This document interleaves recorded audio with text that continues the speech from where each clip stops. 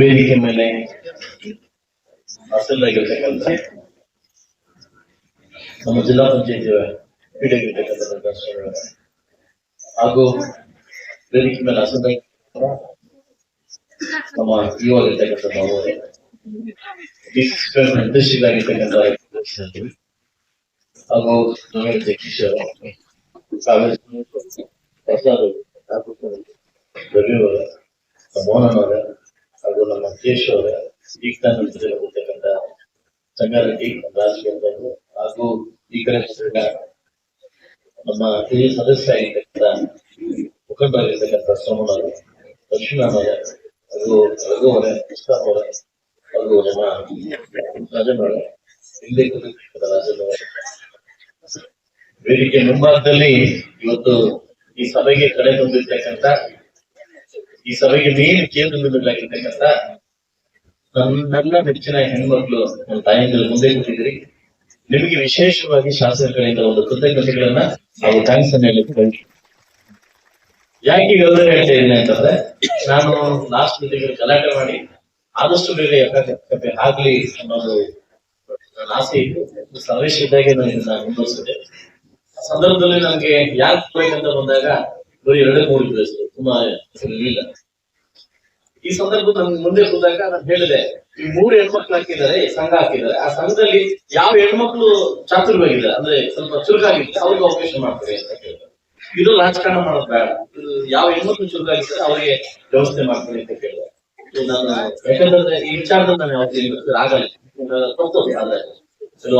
ಅವ್ರು ಕೊಡ್ಬೇಕು ಇವ್ರು ಕೊಡ್ಬೇಕು ಅಂತ ರಾಜಕಾರಣ ನಮ್ಮ ವಿಚಾರದಲ್ಲಿ ಯಾವತ್ತೂ ಹೆಣ್ಮಕ್ಳು ವಿಚಾರದಲ್ಲಿ ನಾನು ಅರ್ಥ ಮಾಡಲ್ಲ. ಯಾಕಂದ್ರೆ ನೀವು ಅಬ್ಸರ್ವ್ ಮಾಡಿ ನಾನು ಬಂದ 8 ವರ್ಷಗಳಿಂದ ನಾನು ಮುಂದೆ ಯಾವ ಹೆಣ್ಮಕ್ಳು ಹೋದ್ರು ಆಕಾಂತ ಕೇಳ್ತೇನೆ. ನನಗಿಂತ ಚಿಕ್ಕವರಾದ್ರೂ ಕೂಡ ಆಕಾಂತ ಕೇಳ್ತೇನೆ. ನಾನು ಇದುವರೆಗೂ ಹೆಚ್ಚಿಗೆ ಕೇಳಿಲ್ಲ. ಯಾಕಂದ್ರೆ ಹುಡುಗರಿದ್ದಾಗ್ರೆ ಎಲ್ಲ ನಮ್ಮ ತಾಯಿಯನ್ನು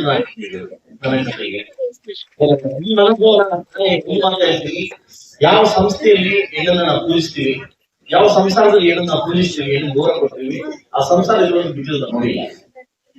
ಯಾವ ಸಂಸ್ಥೆಯಲ್ಲಿ ಏನನ್ನ ಭುವನೇಶ್ವರ ನಾವು ಪೂಜೆ ಮಾಡ್ತೀವಿ, ಬೇರೆ ಹೆಣ್ಮಕ್ಳು ಕೂಡ ನಮ್ಮ ಹೆಣ್ಮಕ್ಳು ಅಂತ ನಾವು ಅನ್ಕೋತೀವಿ, ಆಗ ಯಾವತ್ತೂ ಅವ್ರಿಗೆ ಸೋಲಿನ ಅಂತ ನನ್ನ ಒಂದು ಅನುಭವ. ಯಾಕೆಂತಂದ್ರೆ ಹೆಣ್ಣನ್ನ ನದಿಗೆ ಹೋಲಿಸ್ತಾರೆ. ಯಾಕೆ ಯಾವ ಗಂಡಸ ಒಂದು ಇಟ್ಟಿಲ್ಲ, ಎಲ್ಲ ಹೆಣ್ಮಕ್ಳು ನದಿಗೆ ಹೋಲಿಸ್ತಾರೆ. ಅಂದ ಕಾಲದಲ್ಲೇ ಹೋಲಿಸ್ತಾರೆ. ಯಾಕೆ ಅವ್ರು ಹುಟ್ಟೋದ್ರ ಕಡೆ ಹೋಗೋದಂತೆ, ನದಿಗೆ ತುಂಬೋದ್ರ ಕಡೆ ಹೋಗೋದಂತೆ ಅದಲ್ವಾ? ಹೌದಲ್ಲ? ಎಲ್ಲೋ ಹುಡುಗರು ಮಳೆ ಬಿದ್ರೆ ಮೈಸೂರು ಡ್ಯಾಮ್ ತುಂಬಿದ್ದಾರೆ, ಹೌದಲ್ಲ? ಮೈಸೂರು ಡ್ಯಾಮ್ ತುಂಬಿದ್ರೆ ನಮ್ಮ ಏನು ತಮಿಳ್ನಾಡು ಡ್ಯಾಮ್ ತುಂಬಿಲ್ಲ. ಇಲ್ಲಿ ಅವ್ರು ಹುಟ್ಟಿ ಅರ್ಧ ಹೋಗ್ತಾ ಇರ್ತಾರೆ. ಹೆಣ್ಣನ್ನ ನದಿಗಳನ್ನ ಇದಕ್ಕೆ ಯಾಕೆ ಹೋಲಿಸ್ತಾರೆ ಅಂತಂದ್ರೆ ಅವ್ರು ಒಂದು ಕಡೆ ಇರಲ್ಲ, ಒಂದು ಕಡೆ ಇರಲ್ಲ. ಬಹುಶಃ ಯಾವ ಇಡೀ ಪ್ರಪಂಚದಲ್ಲಿ ನಮ್ಗೆ ವಿಶೇಷವಾಗಿರ್ತಕ್ಕಂಥ ಭಾರತದ ಸ್ಥಾನ ಇದೆ, ಹೆಣ್ಣು ಸ್ಥಾನ ಇದೆ. ನಮ್ಮ ಭಾರತೀಯ ಹೆಣ್ಮಕ್ಳುವೆ ವಿಶೇಷವಾಗಿ ಸ್ಥಾನ ಇದೆ. ಯಾಕಂದ್ರೆ ಅವ್ರ ಸಂಸ್ಕೃತಿಯಿಂದ ಬಂದಿರ್ತಕ್ಕಂಥ ಯಾವತ್ತೂ ಬಿಟ್ಟೋಗಲ್ಲ. ನಾನು ಒಂದೊಂದು ಬೇಕಾದ್ರೆ ಅಬ್ಸರ್ವ್ ಮಾಡ್ಮೇಲೆ ಒಂದು ಮಾತು ಹೇಳ್ಬೋದೇ, ಗಂಡ ಹೆಂಡತಿ ತುಂಬಾ ಜೋರ ಜಗಳ ಆಡಿದ್ದಾರೆ. ಗಂಡ ಹೆಂಡತಿ ತುಂಬಾ ಜೋರ ಜಗಳ ಆಡಿದ್ದಾರೆ ಆಯ್ತಲ್ವಾ? ಆ ಜಗಳ ಆಡಿದಾಗ 8 ದಿವಸ ಮಾತಾಡಿರಲ್ಲ. ಯಾವ್ದೋ ಒಂದು ನಿಮ್ಗೆ ಬೇಕಾಗಿರೋ ಸಂಬಂಧದವರು ಇಂಟ್ರೆಸ್ಟ್ ಕಳ್ಕೊಂಡ್ ಬರ್ತಾರೆ. ನೀವು ಇನ್ನೊಂದು ಮಲಗಿದ್ದಾರೆ, ಅವ್ರು ಏನ್ ಮಾಡ್ತೀರಿ?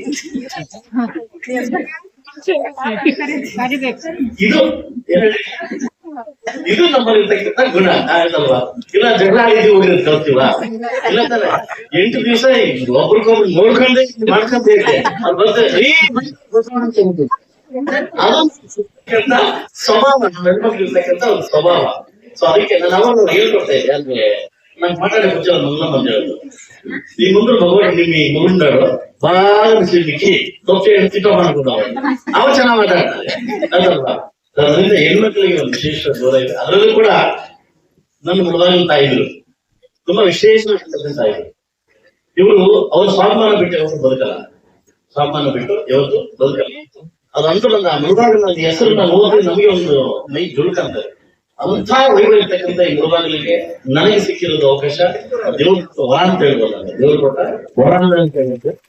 ಸಂದರ್ಭದಲ್ಲಿ ಅಕ್ಕಪೆ ಏನು ನಾವು ಮಾಡ್ಕೊಂಡಿದ್ದೀವಿ, ದಯವಿಟ್ಟು ಉನ್ನತ ಮಟ್ಟಕ್ಕೂ ಹೆಣ್ಮಕ್ಳು ಬೆಳೆಸ್ಬೇಕಿಲ್ಲ.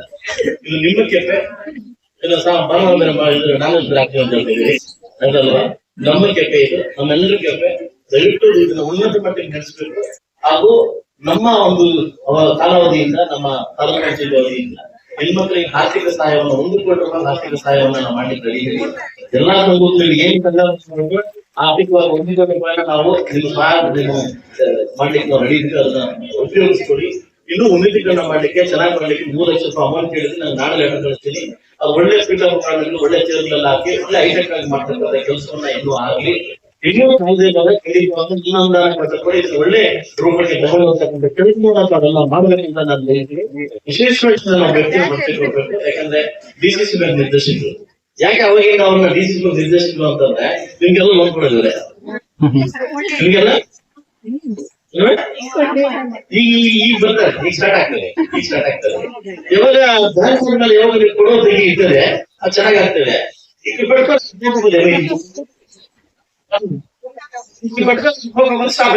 ಹಂಗೆ ಎಲ್ಲಾ ಹೆಣ್ಮಕ್ಳು ಕೂಡ ಡಿಸಿಸಿ ಬ್ಯಾಂಕ್ ನ ಮರುಪಾವತಿ ಮಾಡಿ ನಿಮ್ಮ ವ್ಯಾಪಾರವನ್ನ ಹೆಚ್ಚಿಸಿಕೊಂಡ್ರೆ ತಾಲೂಕಲ್ಲಿ ನಾನು ಇವತ್ತು ನಿರ್ದೇಶಕರನ್ನ ನೀವೆಲ್ಲ ಆಯ್ಕೆ ಮಾಡಿದ್ದೀರಿ.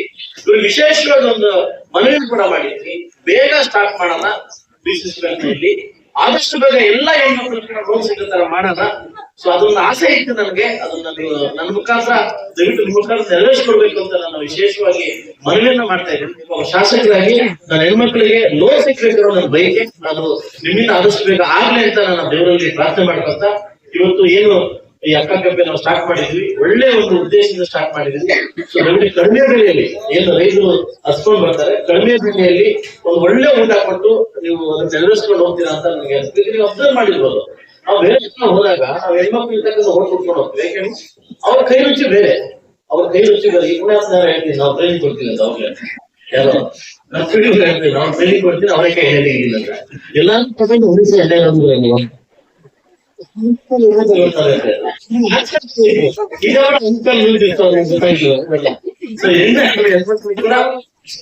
ಆದಷ್ಟು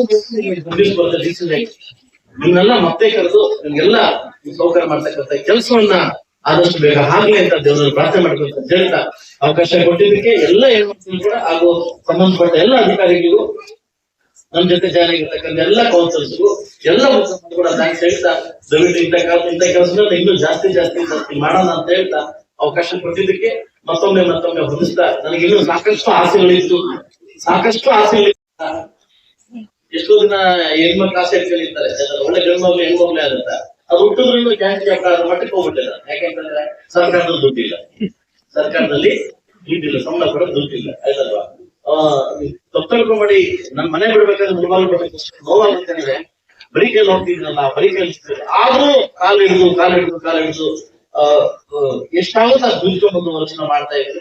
ಆದಷ್ಟು ಬೇಗ ನಮ್ಮ ಕುಟುಂಬದ ವಿನಾಯಕ ಆದಷ್ಟು ಬೇಗ ಸರ್ಕಾರಕ್ಕೆ ಬುದ್ಧಿ ಕೊಟ್ಟು ನಾವ್ಯಾರು ಕೇಳಿಲ್ಲ. ಫ್ರೀ ಕೊಡಿ ಅಂತ ಯಾರು ಕೇಳಿಲ್ಲ. ನಮ್ಮ ಮನೆ ಗತಿಯಿಂದ ಅಕ್ಕಿ ಯಾರು ಕೇಳಿಲ್ಲ. ಅಕ್ಕಿ ಗತಿ ಅಂತ ನಾವು ಕೇಳಿಲ್ಲ.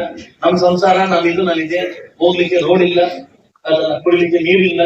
ಈ ಬದುಕಲಿಕ್ಕೆ ನಾವೇನ ಕೇಳಿದ್ವಾ ಅವ್ರನ್ನ ನಮ್ಮ ಕೋಣಿ ಅಂತ ಕೇಳಿದ್ವಾ? ಇಷ್ಟು ದಿವಸ ನಾವು ಗಂಡನ ಕಟ್ಟಿಲ್ವಾ? ನಾನೇನು ಬಸ್ ಹೋಗ್ಬೇಕಂತ ಫೀಸ್ ಕಟ್ಟಿಲ್ವಾ? ಕರೆಂಟ್ ಬಿಲ್ ನಾವು ಕಟ್ಟಿಲ್ವಾ? ಈಗ ತರ ಹೇಳ್ತಾರೆ ಕರೆಂಟ್ ಬಿಲ್ ಎಷ್ಟು ಮಾಡಿದಾರ ಅಂತ. ಕರೋದಕ್ಕೆ ಬರಕ್ಕಿಂತ ಜಾಸ್ತಿನೂ ಮಾಡಕ್ ಅದಲ್ವಾ. ಇವಾಗ ಏನಾಗ್ತಂದ್ರೆ ಹೆಣ್ಮಕ್ಳು ಬಸ್ ಫ್ರೀ ಅಂತ ಹೇಳ್ತಾರೆ, ಗಂಡ್ಮಕ್ಳು ಬೀರ್ ಕಿತ್ಕೊಂಡ್ರೆ ಬಿಸ್ಕಿ ಕಿತ್ಕೊಂಡ್ರೆ ಏನಕ್ಕಪ್ಪ ಬೇಕಿತ್ತು? ಯಾಕಂದ್ರೆ ನಮ್ಗೆ ದುಡ್ಡು ಕೊಡ್ತಾ ಇಲ್ಲ. ರೋಡ್ ಕೊಡ್ತಾ ಇಲ್ಲ. ನಮ್ಮ ಹಾಸ್ಪಿಟಲ್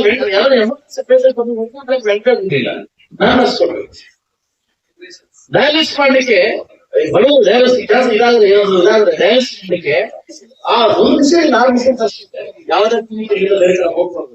ಅಂಬುಲೆನ್ಸ್ ಸರ್ವಿಸ್ ಇರಲಿಲ್ಲ, ಅದು ವ್ಯವಸ್ಥೆ ಮಾಡಿದ್ದಾರೆ. ಹೆರಿಗೆ ಮಾಡ್ಲಿಕ್ಕೆ ಹಾಸ್ಪಿಟಲ್ ಬಿಡಿರಲಿಲ್ಲ. 2 ಹಾಸ್ಪಿಟಲ್ ನ ವ್ಯವಸ್ಥಿತವಾಗಿ 56 ಕೋಟಿನಲ್ಲಿ ಬೆಂಗಳೂರಲ್ಲಿ ದಿಲ್ಲಿ ಮಕ್ಕಳ ಆಸ್ಪತ್ರೆ ದೊಡ್ಡ ಮಕ್ಕಳಿಗೆ ಹಾಸ್ಪಿಟಲ್ ಏನ್ ಇದಾಗಬೇಕು. ಬಡ ಮಕ್ಕಳು ಏನ್ ಕೇಳ್ತಾರೆ? ಮೆಡಿಸಿನ್ ಕೇಳ್ತಾರೆ, ಹಾಸ್ಪಿಟಲ್ ಕೇಳ್ತಾರೆ, ನಾವು ಕರೆಂಟ್ ಕೇಳ್ತೀವಿ, ರೋಡ್ ಕೇಳ್ತೀವಿ ಆಯ್ತಲ್ವಾ. ಸೊ ಅದರಿಂದ ಆದಷ್ಟು ಬೇಗ ಈ ಸರ್ಕಾರಕ್ಕೆ ನನ್ನ ಮನವಿಯನ್ನು ತರಿಸ್ತೀನಿ. ನಮ್ಮ ನೋವನ್ನು ಅರ್ಥ ಮಾಡ್ಕೊಂಡು ಆದಷ್ಟು ಬೇಗ ಅಭಿವೃದ್ಧಿ ವರ್ಷ ಕೆಲಸ ಮಾಡಿ ಅಂತ ಕೇಳ್ಬೋದು. ನನಗೆ ದೂಷಣೆ ಮಾಡ್ತಾರ, ಅಭಿವೃದ್ಧಿ ಪಥ ಮಾಡೋಣ, ಅಭಿವೃದ್ಧಿ ಕೆಲಸ ಮಾಡೋಣ ಹೇಳ್ತಾ ಅವಕಾಶ ಕೊಟ್ಟಿದ್ದಕ್ಕೆ ಎಲ್ಲರಿಗೂ ಒಂದು ನನ್ನ ಮಾತು